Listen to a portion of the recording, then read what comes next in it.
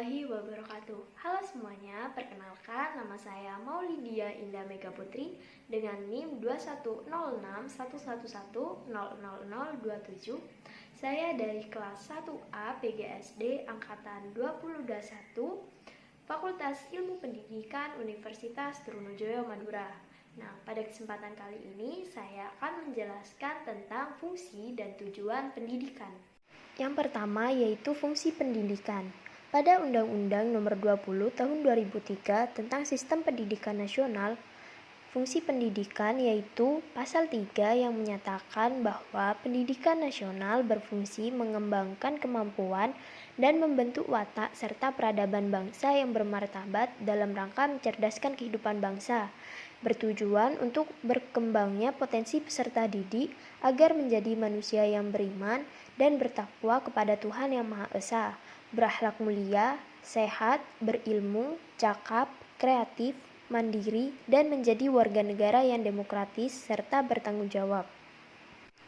Dari kajian antropologi dan sosiologi, ada 3 fungsi pendidikan, yaitu yang pertama, mengembangkan wawasan subjek didik mengenai dirinya dan alam sekitarnya, sehingga akan timbul kemampuan analisis, kreativitas, dan produktivitas. Yang kedua yaitu melestarikan nilai-nilai insani yang akan menuntun jalan kehidupannya sehingga keberadaannya baik secara individual ataupun sosial lebih bermakna. Yang ketiga yaitu membuka pintu ilmu pengetahuan dan keterampilan yang sangat bermanfaat bagi kelangsungan dan kemajuan hidup bagi individu dan sosial. Selanjutnya yaitu tujuan pendidikan di Indonesia. Yang pertama, tujuan umum.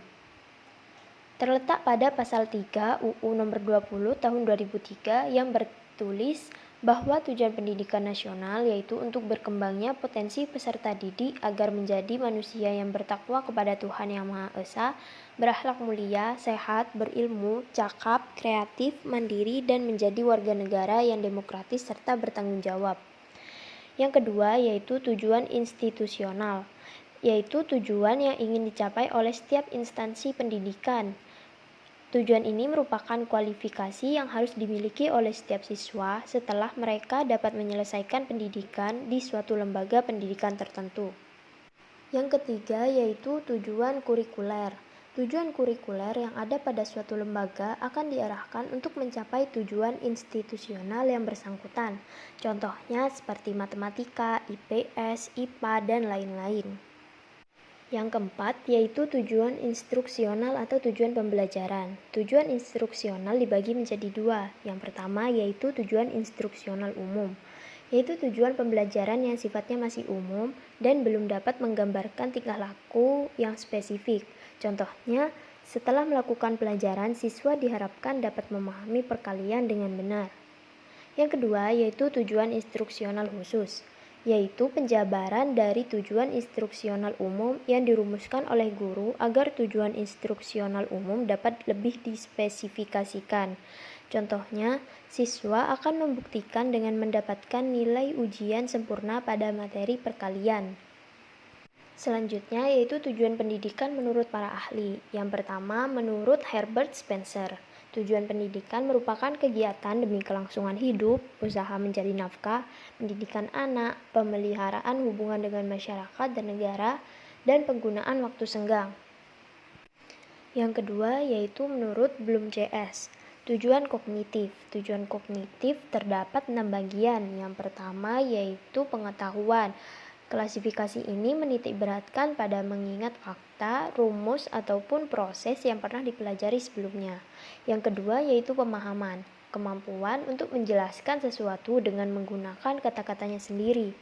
Yang ketiga yaitu penerapan, kemampuan untuk menerapkan semua informasi yang dipelajari dalam waktu tertentu kemudian dipergunakan dalam konteks yang lain. Yang keempat yaitu analisis, kemampuan untuk memilah informasi ke dalam bagian yang lebih rinci tetapi masih ada kaitannya dengan bagian yang lebih besar. Yang kelima yaitu sintetis, mengkombinasikan bagian-bagian ke dalam struktur yang lebih besar.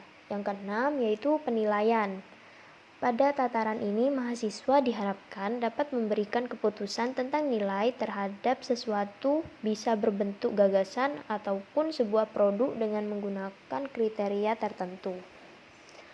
Selanjutnya yaitu tujuan afektif. Tujuan afektif terdapat 5 bagian, yaitu yang pertama, menerima. Keinginan seseorang untuk menerima atau membuka diri terhadap sesuatu seperti pesan yang selama ini belum diketahuinya.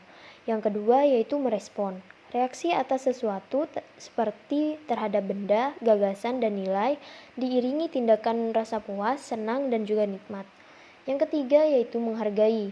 Menilai sesuatu dengan rasa puas, senang, dan secara konsisten mengikuti aturan yang ditetapkan oleh nilai tersebut.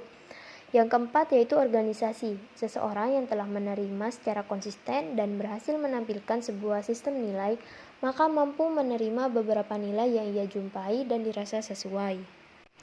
Yang kelima yaitu karakteristik berdasarkan nilai. Individu atau seseorang benar-benar konsisten melakukan apa yang diharuskan oleh sistem nilai tersebut. Selanjutnya yaitu tujuan psikomotor, berkenaan dengan keterampilan yang mengandung unsur motoris.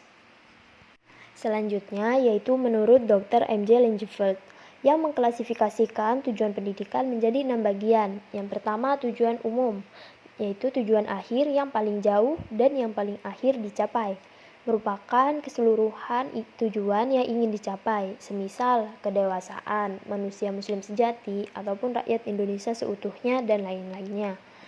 Yang kedua yaitu tujuan khusus, pengkhususan dari tujuan umum berdasarkan usia, jenis kelamin, intelijensi, bakat ataupun minat. Yang ketiga yaitu tujuan tak lengkap, tujuan yang meliputi sebagian kehidupan manusia, misalnya segi psikologis, biologis, ataupun sosiologis. Yang keempat yaitu tujuan sementara, tujuan yang dilakukan hanya sementara dan apabila tujuannya sudah tercapai maka tujuan sementara akan ditinggalkan. Contohnya seperti berlatih setiap hari agar dapat menjuarai pertandingan itu. Yang kelima yaitu tujuan intermedier, tujuan perantara untuk mencapai tujuan pokok. Contohnya seperti mengikuti klub voli. Yang keenam yaitu tujuan insidental, tujuan yang ingin dicapai pada saat tertentu. Contohnya memberitahu tata cara mengungkapkan pendapat pada saat musyawarah.